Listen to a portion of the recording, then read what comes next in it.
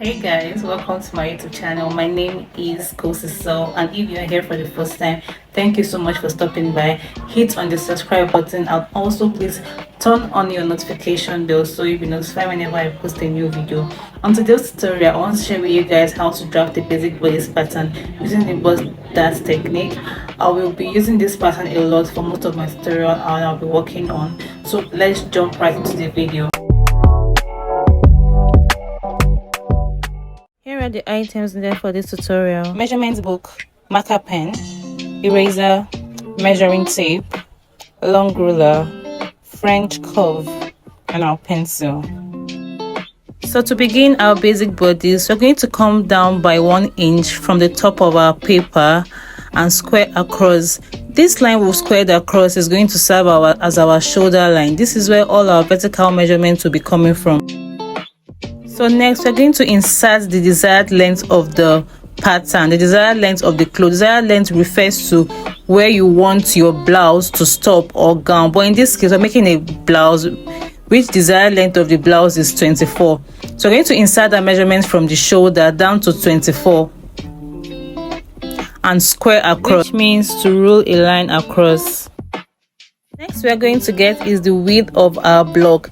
The width of our block, the formula to get it is bust divided by 2 plus 2. In this case, my bust is 40 divided by 2, that is 20 plus 2, that's 22. I'm going to mark that on the shoulder line and also mark that on the hem, that's the hem of my blouse, that's desired length of my blouse. So right now I'm going to divide the block into 2 equal halves, like I did before, where I got the width. The width of my block is 22. If I divide that by 2, like I'm doing now, that will be 11. So 11 for front, 11 for back, distributed evenly. I'll mark that on the hem of the block also, and connect it with a vertical line. Now this is going to divide the front and the back pattern. With a vertical line, I'm going to connect the width of the block, that is the 22 I got previously from the formula to get the width of the block. I'll measure and mark on the shoulder and the hemline and connect with a vertical line. For clarity purpose, I'm going to label the back pattern and also the front pattern for us to understand what we are working with. On the shoulder line, you're going to insert the neck width. In this case, the neck width is 3 inches, while the neck depth is 1 inch. That is the basic standard for the back pattern. Then for the front, on the shoulder line, you mark the neck width of 3 also, and the depth of 3 also. That is the standard for a basic bodice. The neck width of the front and back is 3, while the depth of the back is 1 and the depth for the front is 3. Then you connect this you've marked before with a curve, a French curve. You connect the lines to form your neck. Do the same thing at the front. The 3 you measured on the shoulder,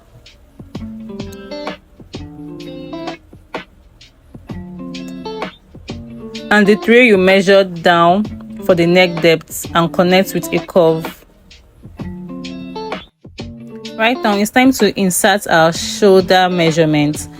The shoulder measurements we measured on our client is 16. We'll divide that by 2.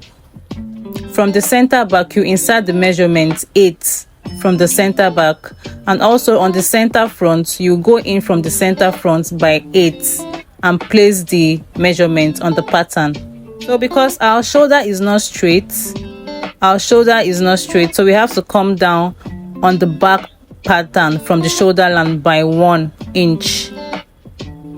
On the front, we'll go down by 1.5 from where you marked 8 on the shoulder down, and connect that to your neck width with a straight line. Do the same thing on the front and on the back. Remember, on the front you came down by 1.5 and on the back you came down by 1 from the 8 on the shoulder line down to 1 and down to 1.5. Now it's time to get our chest line, and the formula to get our chest line is our bust divided by 6 plus 1.5. That is a standard formula that works for everybody. So in this case, my bust is 40, divided that by 6 plus 1.5. The result is that's 6.7. I'll add the 1.5.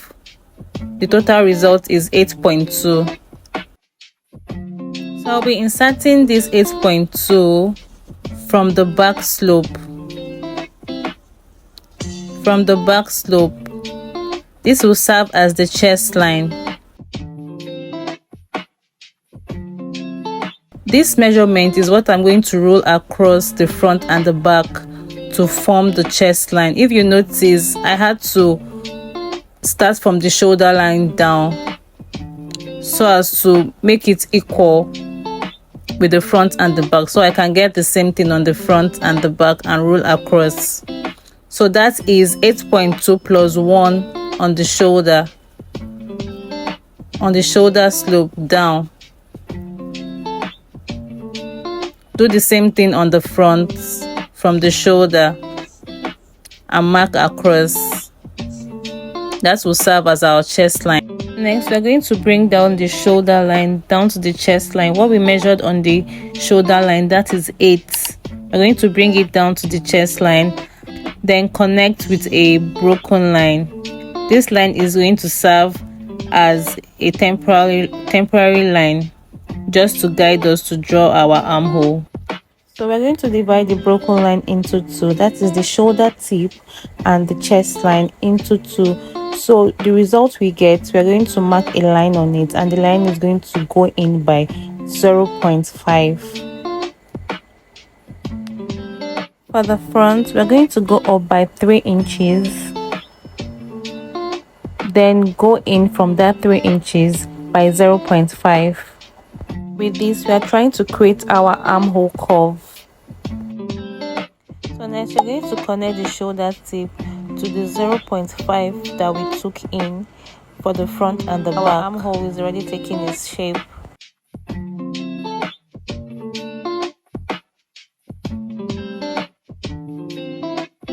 On your chest line, which is also known as the bust point line, we're going to insert our bust measurement. That is the circumference of our bust measurement.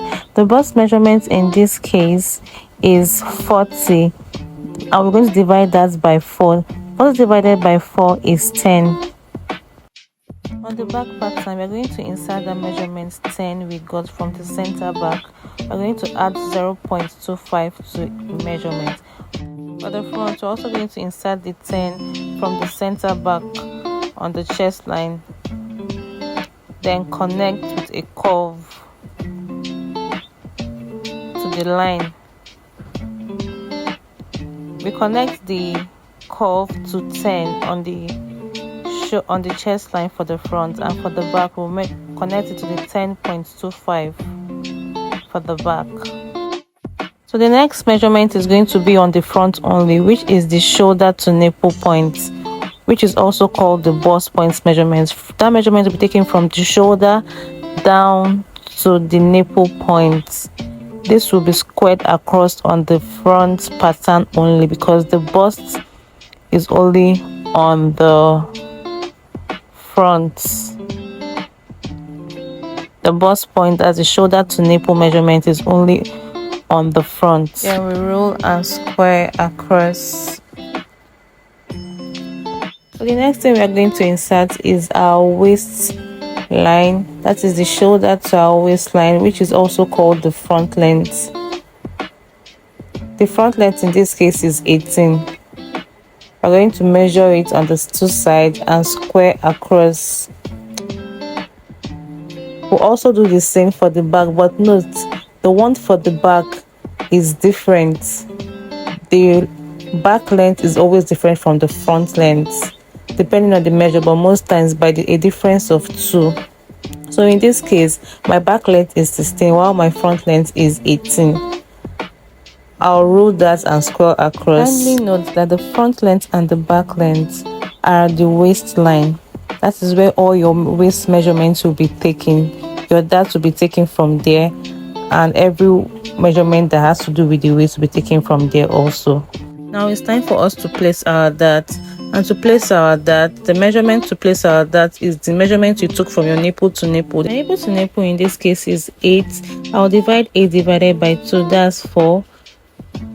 I'll also impute this measurement on the bust point, 4, and with a vertical line I'll connect the bust point to the waistline with a vertical line.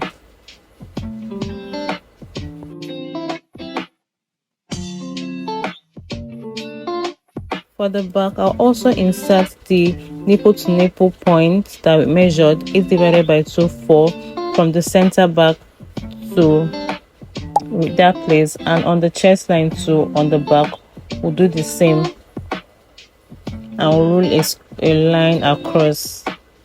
The next thing we are going to do is our dart intake. For the dart intake, we are doing 0.5 on the left, 0.5 on the right, making it 1. For a slim person, 1 is okay, or for someone of bust 40 and above, you can do 0.5, but for the sake of this tutorial I'll be using 0.5, depending on the size of the client you are making the clothes for.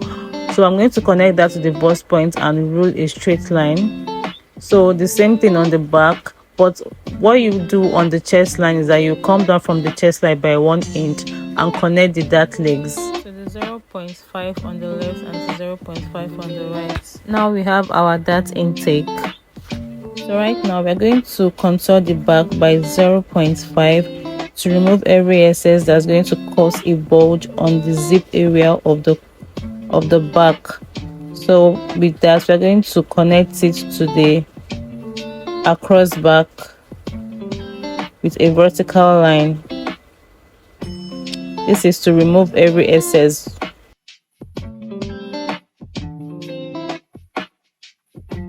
So now we can see that the 0.25 we added for the circumference of the bust point has been removed already. So that's the essence of adding the 0.25 in the first place.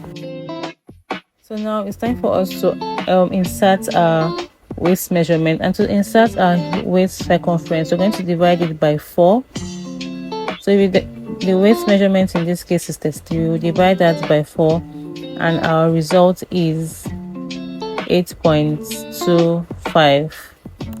So this measurement is what you're going to insert on the back length, that is the waist of the back, and the front length. So for the back, you will start your measurement after the 0.5 intake you took for the ball. When inserting your waist measurement, don't forget to add that intake you removed before. So what's going to happen is 8.25 plus that intake. That intake in this case is 1. 0.5 on the left, 0.5 on the right, making it 1.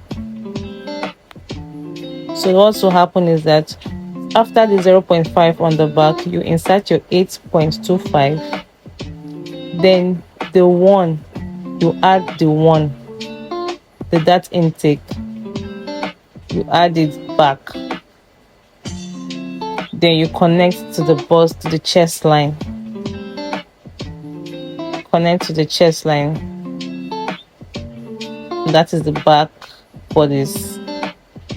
Then for the front, we are going to place the same measurement, 8.25 from the center front. You will mark it, then add your dart intake 1, 0.5 on the left, 0.5 on the right, and connect to the chest line. You can see that our basic bodice is already coming together. Please take note that the measurement on the waist of the back and the measurement on the waist of the front has to be the same. So right now it's time to place our bust dart, and to place our bust dart we have to take the difference between the front length and the back length. In this case, the front length and the back length difference is 2 inches. You're going to put that measurement down from the bust point line. You put your 2 inches and connect that 2 inches line to the dart leg that has been created before with a straight line. Now it's time for us to blend our dart, and to blend our dart we have to divide the dart into two, and that's one on both sides. Then go up by half inch. After you've gone up by half inch, you connect with a straight line from the top and you blend it down with a curve. So this way our basic bodice from the shoulder to the waist length is ready. This particular pattern can work if you want to attach a peplum to your bodice, or you want to attach a skirt to it at the down part. That is where you're going to end your pattern on the front length. But if you are making a blouse, you have to go down to the hem, to the desired length that you measured on your client's body. As here we measured 24 on the client's body, because it's going to be a blouse, it's going to be long. So right now we're going to transfer the difference between the back length and the front length also on the hem, so that it's going to be equal, because the front length and the back length can be equal length. So the back length has to be lower than it by 2 inches, as measured up 2 inches. So you transfer it down. So right now it's time to insert the circumference of our desired length. You take round of the desired length and divide it by 4. The desired length right here is 42 divided by 4, and the result is 10.5. On the hem from the CF, you impute that result 10.5 and mark. Then you connect the waistline with a straight line. You also do the same for the back. You will go in from the CB and impute the 10.5 you measured, then also connect to the waistline. Now you also connect the back bulge to the hem of the bodice at the back only. Then bring down the dart leg on the hem also. You do this for the back and the front. You bring down the 4 for the dart leg on the front and also on the back. Then you connect with a straight line. Then before you connect the dart legs, you go up by 1 inch. You go up by 1 inch also for the back and connect the dart legs. This is so that you don't eat into your allowance on the hip line or the desired length. So I know that some of us will be asking how the front and the back are going to be of different lengths. Right now, you're going to see how we're going to do it. From the bust dart, we're going to close our bust dart. Once you're done with your pattern, you will close your bust dart. When you close your bust dart, your hemline is going to align. Your hemline is going to align by the side, and it's going to balance. You don't have to worry about anything. This is a very good technique, and it has worked so many times for me, and that's why I'm teaching it now. So that's basically all for this tutorial. This pattern can work for any size. I'll be using this pattern in my subsequent tutorial. Thank you so much for watching. Please like, subscribe, and share my video. Thank you.